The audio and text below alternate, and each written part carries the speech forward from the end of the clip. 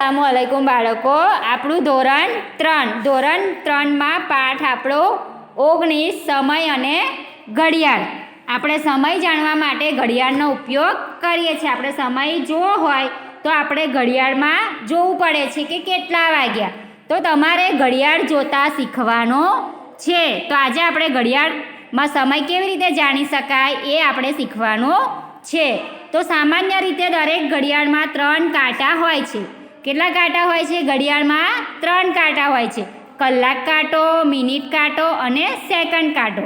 ઘડિયાળમાં યાદ રાખવાનું કેટલા કાંટા હોય છે। આપણે ઘડિયાળમાં જોઈ હશે તમે, ઘડિયાળ તમારા ઘરે ઘડિયાળ હોય તો એમાં તમારે જોવાનું તો કેટલા કાંટા આવેલા હોય છે? 3 કાંટા આવેલા હોય છે। એક કલાક કાંટો, એક મિનિટ કાંટો અને એક સેકન્ડ કાંટો।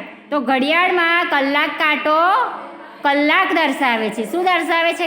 ઘડિયાળમાં જે કલાક કાંટો આવેલો હોય છે એ કલાક દર્શાવે છે। તે સૌથી નાનો કાંટો હોય છે। જે સૌથી નાનો કાંટો હોય છે ઘડિયાળમાં એને કલાક કાંટો કહેવાય છે। મિનિટ કાંટો મિનિટ દર્શાવે છે। મિનિટ કાંટો શું દર્શાવે છે? મિનિટ કાંટો મિનિટ દર્શાવે છે। તે કલાક કાંટાથી મોટો હોય છે। મિનિટ કાંટો હોય છે એ કલાક કાંટા કરતાં થોડોક મોટો હોય છે। અને સેકન્ડ કાંટો સેકન્ડ દર્શાવે છે। સેકન્ડ કાંટો શું દર્શાવે છે? તો કેટલી સેકન્ડ થાય એવું સેકન્ડ કાંટો દર્શાવે છે। તે મિનિટ કાંટાથી મોટો હોય છે। સેકન્ડ કાંટો એ તો મિનિટ કાંટાથી પણ મોટો હોય છે અને સતત ફરતો જોઈ શકાય છે। ઘડિયાળમાં જે સેકન્ડ કાંટો આવેલો હોય છે એ 24 કલાક ફર કરે છે। એ કાંટો બંધ રહેતો નથી, સતત ફરતો હોય છે। પેલા કાંટા ધીમે ધીમે ખસે છે ઘડિયાળમાં અને સેકન્ડ કાંટો છે એ સતત ફરતો હોય છે। તો જુઓ, તમારે શીખવાનું છે 60 સેકન્ડ બરાબર કેટલી મિનિટ? તો 60 સેકન્ડ બરાબર 1 મિનિટ। 60 મિનિટ બરાબર 1 કલાક। 60 ઘડિયાળમાં 60 સેકન્ડ પૂરી થાય એટલે 1 મિનિટ થઈ કહેવાય અને 60 મિનિટ પૂરી થાય એટલે 1 કલાક પૂરો થયો કહેવાય। ઘડિયાળમાં 60 મિનિટ પૂરી થાય એટલે 1 કલાક પૂરો થાય અને 15 મિનિટ પૂરી થાય ત્યારે 5 કલાક। 15 મિનિટ બરાબર 5 કલાક એટલે 15 મિનિટ ઘડિયાળમાં પૂરી થાય એટલે 5 કલાક થયો કહેવાય। 30 મિનિટ પૂરી થાય એટલે અડધો કલાક થયો કહેવાય। 45 મિનિટ પૂરી થાય ઘડિયાળમાં એટલે પોણો કલાક કહેવાય અને 60 મિનિટ પૂરી થાય ત્યારે કલાક પૂરો થયો કહેવાય। એટલે યાદ રાખવાનું, 15 મિનિટ બરાબર 5 કલાક, 30 મિનિટ બરાબર અડધો કલાક, 45 મિનિટ બરાબર પોણો કલાક અને 60 મિનિટ બરાબર 1 કલાક। આવું આપણે યાદ રાખવાનું। ઘડિયાળમાં 1 થી 12 અંક હોય છે અને તે અંક પણ અંગ્રેજીમાં આવેલા હોય છે। ઘડિયાળમાં 1 થી 12 અંક હોય છે અને તે અંકો પણ અંગ્રેજીમાં આવેલા હોય છે। મિનિટ કાંટો જે અંક પર હોય તેને 5 વડે ગુણવાથી આપણને મિનિટ મળે છે। મિનિટ તમારે શોધવી હોય તો મિનિટ કાંટો જે અંક પર હોય છે, મિનિટ કાંટો તમે ઘડિયાળમાં ઓળખી શકો છો કે આ મિનિટ કાંટો કહેવાય છે। એ મિનિટ કાંટો જે અંક પર હોય છે એ તેને 5 વડે ગુણવાથી આપણને મિનિટ મળે છે, બરાબર। આપણે કલાક કાંટા અને મિનિટ કાંટાનું સ્થાન જોઈને સમય કહી શકીએ છીએ। આપણે કલાક કાંટો કયા અંક પર છે અને મિનિટ કાંટો કયા અંક પર છે એ જોઈને આપણે સમય કહી શકીએ છીએ કે કેટલા વાગ્યા।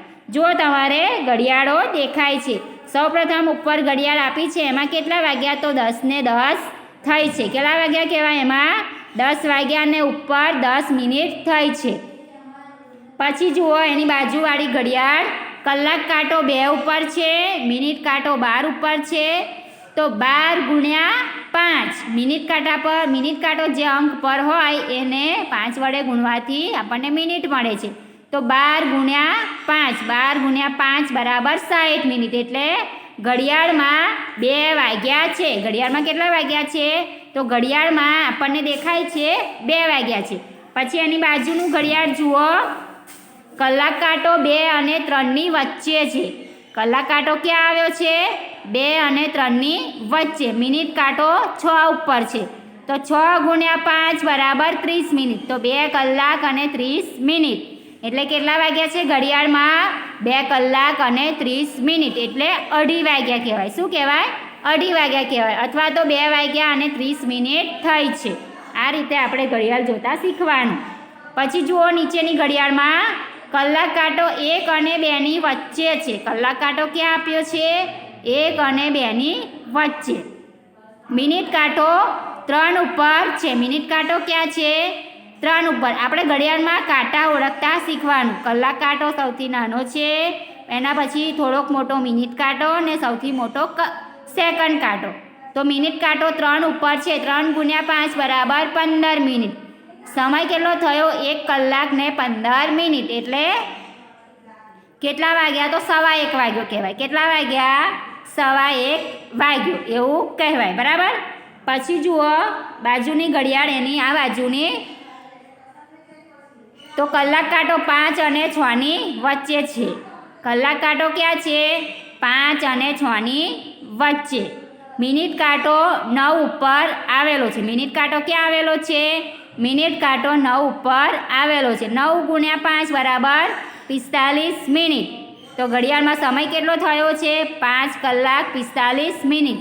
એટલે કેટલા વાગ્યા કહેવાય? 5:45. 6 વાગવામાં 15 મિનિટ બાકી છે.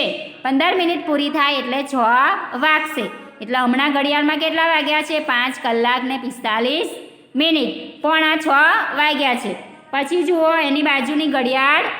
કલાક કાંટો 3 ઉપર છે, મિનિટ કાંટો 1 ઉપર છે. તો 1 × 5 બરાબર 5 મિનિટ. તો સમય કેટલો થયો છે? 3 કલાક અને 5 મિનિટ. 3 વાગ્યા ને ઉપર 5 મિનિટ થઈ. 3 ને 5 થઈ. આપણે એવું કહીએ છીએ ને, 3 ને 5 થઈ. તો 3 કલાક અને 5 મિનિટ. પછી જુઓ સૌથી નીચેની ઘડિયાળ. કલાક કાંટો 8 અને 9 ની વચ્ચે છે. કલાક કાંટો ક્યાં છે? 8 અને 9 ની વચ્ચે.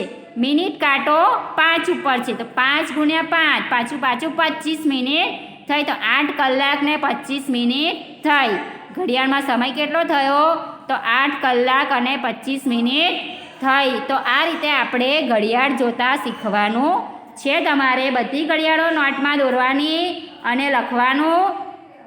અને જે ઉપર ફકરો આપ્યો છે એ સમજશો તો તમને ઘડિયાળ જોતા આવડી જશે. સમય ઘડિયાળમાં કેટલો થયો છે એ તમે ઘડિયાળ જોઈને કહી શકશો કે ઘડિયાળમાં સમય આટલો થયો છે. 2 વાગ્યા છે, 3 વાગ્યા છે, 5 વાગ્યા છે. એ આપણને આવડી જશે. તો બધી ઘડિયાળો નોટમાં દોરવાની ને ચોપડીમાં જેવું આપ્યું છે એવું નોટમાં લખવાનું. પેજ નંબર 39 આપણું આજનું લેસન. અલ્લાહ હાફિઝ.